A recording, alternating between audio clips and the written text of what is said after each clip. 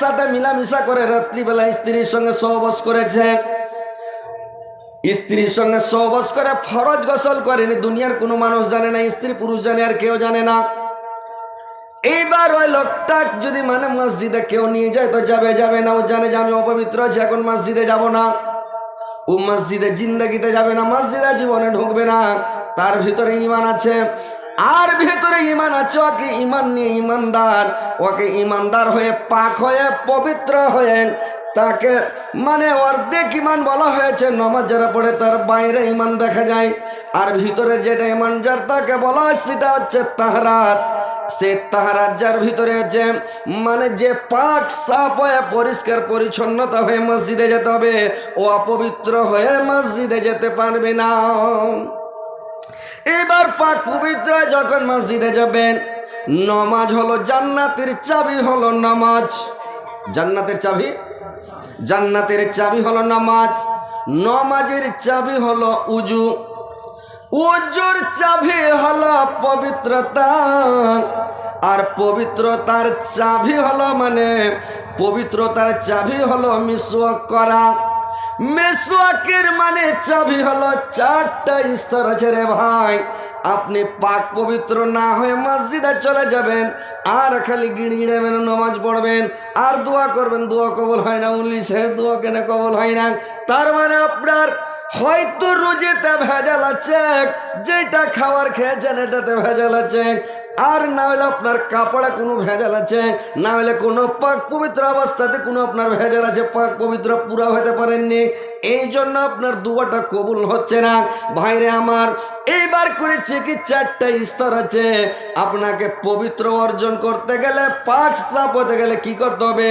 মিসওয়াকের চারটা স্তর হলো যে আপনাকে এক নম্বরে করতে হবে কি, মোচগুলোকে কেটে কেটে রাখতে হবে, সপ্তাহে একদিন মোচ কাটতে হবে, সপ্তাহে একদিন আপনাকে কুনিগুলো কাটতে হবে, নখ কাটতে হবে রে ভাই। দ্বিতীয় নাম্বার, বগলের চুলগুলোকে ছিঁড়ে ফেলতে হবে। তিনটা হলো। 4 নম্বরে লাভের নিচের চুলগুলোকে ব্লেড দিয়ে কামিয়ে সাফ করতে হবে। 40 দিনের মধ্যে 40 দিন টপতে দিতে হবে না। এই 4টা স্তর যখন হলো, এই 4টা কাজ যখন হয়ে গেল, তারপরে আপনি মিসওয়াক করেন। মিসওয়াক করতে হবে, মানে পবিত্রতার চাবি হচ্ছে মিসওয়াক করা। আল্লাহর নবী একটা দিন কোনো এমন বাদ যায়নি, বাকি নাই যে আল্লাহর নবী মিসওয়াক করেননি। প্রত্যেক দিন আল্লাহর নবী মিসওয়াক করতেন। যে জায়গা থেকে বাইরে থেকে যখন বাড়ি আসতেন, বাড়ি প্রবেশ করলে আল্লাহর নবী মিসওয়াক করে বাড়িতে ঢুকতেন। নামাজ পড়তে গেলে আল্লাহর নবী মিসওয়াক করতেন। ঘুম থেকে উঠে আল্লাহর নবী মিসওয়াক করতেন। উজু করতে গেলে মিসওয়াক করতেন। সব সময় আল্লাহর নবী মিসওয়াক করতেন। জিবরাইল আলাইহিস সালাম যখন আল্লাহর নবীর কাছে আসতেন, আল্লাহর নবীর দরবারে যখনই আসতেন, আল্লাহর নবীকে সালাম দিতেন, আর সালাম দিয়া দূর থেকে বলতেন, এই মুহাম্মদ সাল্লাল্লাহু আলাইহি সাল্লাম আপনি কি মিসওয়াক করেছেন? আল্লাহর নবী বলতেন, জি করেছি। তখন জিবরাইল আলাইহিস সালাম কাছে আসতেন, এসে কথাবার্তা বলতেন। তো আল্লাহর নবী যে মিসওয়াক করতেন, তো কিছু লোক আছে বলছে, বাংলাদেশের লোক এলে খুব তোড়জোড় হয়েছে, মোবাইলে দেখবেন, মোবাইলে খুব ঝামেলা চলছে, বলছে তাহলে কি আল্লাহর নবীর মুখে কি দুর্গন্ধ ছিল যে ও মিসওয়াক করতো, জিবরাইল আসতো না? তো এরা বলছে, যারা আহলে হাদিস আলেমেরা, এরা বলছে না, মিসওয়াকটা একটা ভালো জিনিস, 100 রোগের ওষুধ। এই মিসওয়াক করতেন মানে, নবী হচ্ছেন মাটির তৈরি, আমরাও মাটির তৈরি, মাটির একটা সেন্ট আছে কিনা যে ভাই, মাটির একটা গন্ধ আছে কিনা, আর ফেরেশতারা নূরের তৈরি, ওদের দুর্গন্ধ নেই। তো ওই জন্য এরা মাটির একটা সেন্ট পায়, ওই জন্য বলে মিসওয়াক করেছেন কিনা, দুর্গন্ধ নাই। আল্লাহ নবীর মুখ দিয়ে সেন্ট বের হচ্ছে, হাত কারুর মাথাতে রেখে দিয়েছেন তো সেন্ট বের হচ্ছে, বগলে হাত দিয়ে বের করবে তো সেন্ট বের হচ্ছে, আল্লাহ নবী সবই সেন্ট। কিন্তু বলছে তুমি মানে মাটির তৈরি, তুমি একটু মিসওয়াক করে রাখো যেন মাটির সেন্ট পাওয়া না যায়। তো মিসওয়াক ভাই করতে হবে। আপনারা কয়বার মিসওয়াক করছেন? আল্লাহর নবী বলছেন, যখন মসজিদের নামাজ শুরু করে মানুষ, নামাজে যখন দাঁড়িয়ে যায় সালাত আদায় করতে, আল্লাহু আকবার বলে যখন বুকে হাত বেঁধে নামাজ শুরু করে দেয়, একটা ফেরেশতা এসে মুখের সামনে হা করে দাঁড়ায়, একটা ফেরেশতা হা করে মুখের সামনে দাঁড়িয়ে থাকে, যতক্ষণ পর্যন্ত আসসালামু আলাইকুম ওয়া রাহমাতুল্লাহ, আসসালামু আলাইকুম ওয়া রাহমাতুল্লাহ সালাম না ফিরে, অতক্ষণ পর্যন্ত ফেরেশতাটা মানে ওর কাছ থেকে যাবে না। যখন সালাম ফিরে দিল, ওইটিকে মুখে করে নিয়ে চলে গেল, আর ওইখানে গিয়ে আসমানে গিয়ে জিড়ে দিল, গড় গড় করে জিড়ে দিল রে ভাই, আজড়ে দিল। তো এইবার যদি মুসওয়াক না করে, আল্লাহর রাসূল বলেছেন, আল্লাহর নবী বলেছেন, তোমরা কাঁচা পেঁয়াজ খেয়ে মসজিদে আসবে না, কাঁচা রসুন খেয়ে তোমরা মসজিদে আসবে না, সালাত আদায় করতে আসবে তোমরা কাঁচা পেঁয়াজ আর রসুন খেয়ে আসবে না। ফেরেশতারা কাঁচা পেঁয়াজ আর রসুনের দুর্গন্ধ বরদাস্ত করতে পারে না। তো কাঁচা পেঁয়াজ আর রসুনের যদি দুর্গন্ধ সহ্য করতে না পারে, তো তামুকের গন্ধ সহ্য করতে পারবে ভাই? বেড়ির গন্ধ পারবে সহিতে ফেরেশতারা?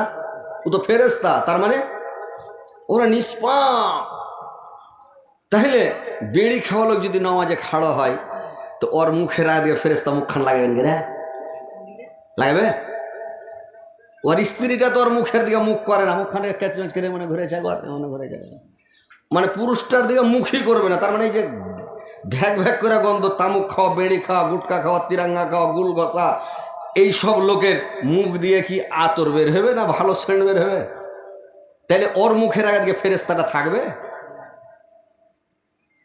একবার বেড়ি খেলে 40 দিন ওর মানে ইবাদত কবুল হবে না।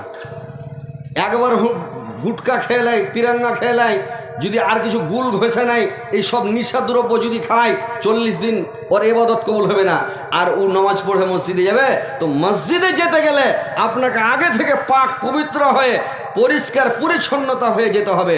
যেদিন আল্লাহর নবীর কাছে আল্লাহর নবীকে বললেন, যেদিন আল্লাহর নবী গারে হীরা থেকে আসলেন, আল্লাহর নবী এসে শুয়ে আছেন, আল্লাহর নবী শুয়ে আছেন, আল্লাহর নবীকে খাদিজা জিজ্ঞাসা করছেন, হুজুর আপনি এরকম থরথর করে কেন কাঁপছেন? আল্লাহর নবী শুয়ে আছে, কম্বল মুড়া দিয়ে, চাদর মুড়া দিয়ে শুয়ে আছেন।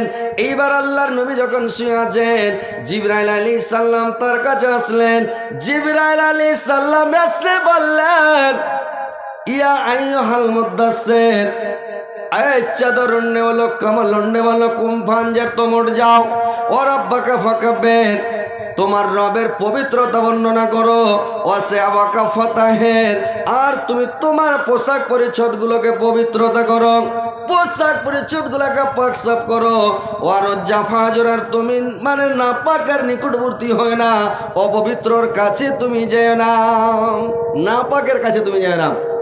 তাইলে আল্লাহ নবী বলেন, তুমি আগে পোশাক পরিচ্ছদকে তুমি আগে পাক করো, সাফ করো, শরীরকে তুমি পাক করো, তারপরে বডিকে পাক করার পরে মসজিদে যাও। আল্লাহ বলছেন, আমি নিজে পবিত্র, আমি পবিত্রকে ভালোবাসি, তোমরা আমার কাছে যখন আসবে তো তোমরা পাক হয়ে, পবিত্র হয়ে, পরিষ্কার পরিচ্ছন্নতা হয়ে তোমরা মসজিদে এসো, আমার কাছে এসো, আমি তোমাদের কথা শোনার জন্য তো তৈরি আছি। বান্দা যখন এক ধন্দে নামাজ শুরু করে, আল্লাহু আকবার, আল্লাহ বলছেন আমি আমার বান্দার দিকে এক ধন্দে দেখে থাকি, কিন্তু বান্দা যখন নামাজ শুরু করে দিয়া খালি আসমানে মানে দিকে দেখে, ঘড়ির দিকে, দেওয়ালের ক্যালেন্ডার দেখে, নামাজ শুরু করে দিয়েছে আলহামদুলিল্লাহ আল্লাহ আল্লাহ আল্লাহ এনকে যদি দেখে, ইদিক উদিক দেখে, তো আল্লাহ বলছেন যে যখন আমার বান্দা ইদিক উদিক দেখে, তা আমিও মুড়ি ঘুরিয়ে নিই, আর নামাজের পারও আমি করি না, আব তুমি পড়তে থাকো, তোমার নামাজের দরকার নাই আমার। তাহলে ইদিক ওদিক তাকাইতে হবে না। মাইক কে এরকম করতে লাগলো রে ভাই, মাইক বাজে না তো কথা হচ্ছে।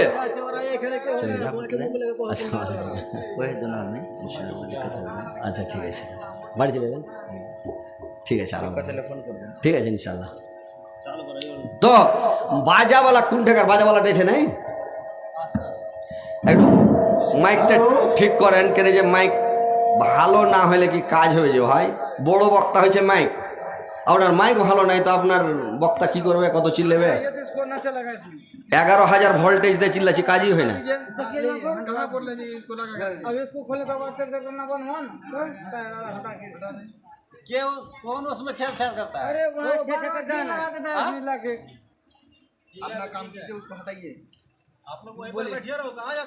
আওয়াজটা ঠিক করেন যেন টান টানা টান বাজে ভাই, বুঝতে পারছেন? आप लोग बाजा छोड़ के कहाँ जाते हैं? মদিনায় মদিনায় তোরা কে যাবি চলে আয় যেথায় নবীজি ঘুমায় যেথায় নবীজি ঘুমায় নবীজির দুধ মাখ নমতার হালিমাক নবীজি কে পাহারা দেয় যেথায় নবীজি ঘুমায় হাজিরা হজে যায় কালো কাবা ধরে কয় আমার গুনাহ খাতা পাচাই যেথায় নবীজি ঘুমায় যেথায় নবীজি ঘুমায়। তো ভাই কথা হচ্ছে যে নমাজে দাঁড়িয়ে এদিক ওদিক দেখতে হবে না, তাকাইতে হবে না, টাপাইতে হবে না, বুঝতে পারছেন? এক ধান্দে নমাজ পড়তে হবে। তো নমাজ পড়তে গেলে আপনাকে পাক সাফ হয়ে পরিষ্কার পরিচ্ছন্নতা হয়ে আল্লাহর কাছে যেতে হবে, আল্লাহর ধ্যানে মগ্ন হতে হবে, আল্লাহর ধ্যানে পড়তে হবে। তাহলে আল্লাহ তোমার নমাজ কবুল করবে, ইবাদত বান্দেগী তাসবিহ জিকির সব কবুল করবে। আর অপবিত্র অবস্থায় যদি চলে যাবেন কাজ হবে। আল্লাহর নবী বললেন তোমরা পাক হয়ে যাও যদি অপবিত্র হয়ে থাকো, যদি পেশাব পায়খানা করে থাকো কিংবা বিবির সঙ্গে মিলামিশা করে থাকো, তাহলে তোমরা গোসল করে পাক হয়ে যাও। আর যদি পানি না পাও তাহলে তোমরা পাক মাটিতে তয়ম্মম করে নাও। আল্লাহ কোনো মানুষের ওপর জুলুম করেনি, জুলুম চাপায়নি। আল্লাহ কোনো মানুষের উপরে কড়াকিন্তি করেনি। আল্লাহ মানুষকে সহজ পথ দেখিয়েছে রে ভাই, যেন মানুষের ওপর কোনো কষ্ট না হয়। তাহলে আপনি ইমানদার যখন বলবেন আমি ইমানদার, তো ইমানদার হতে গেলে আপনাকে পাক পবিত্র